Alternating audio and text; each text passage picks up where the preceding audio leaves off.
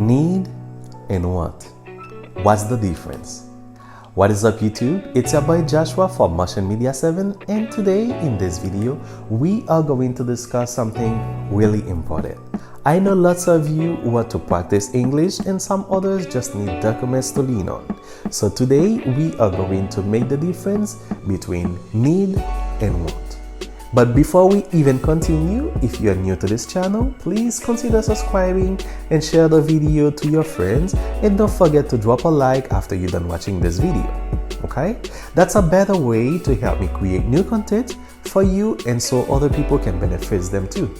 Okay? If you're not ready, let's jump right in.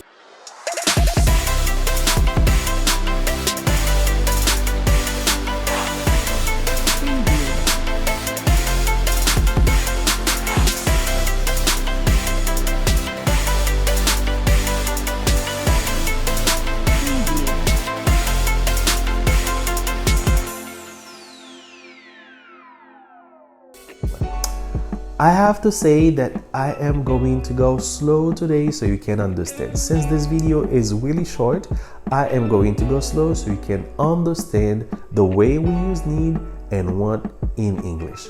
Need are what is required to survive.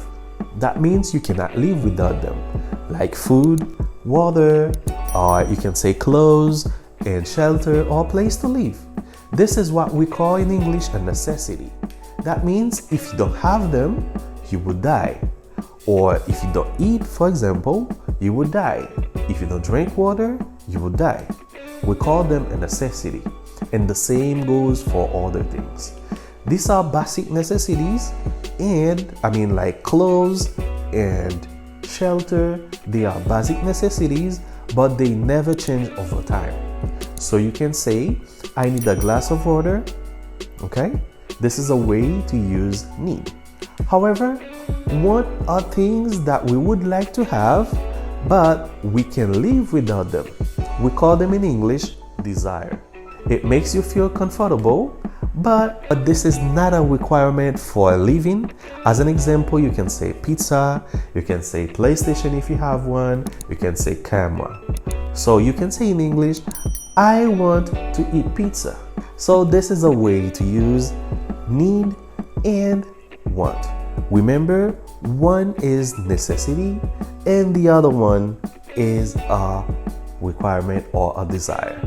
Alright guys, that's all for the video today. Remember that need is what is required to survive and want is a desire. So when you're practicing your English, remember to use them in the appropriate way so your native English speaker can understand you better. Thank you so much for watching, and I'll see you in the next episode. Peace out.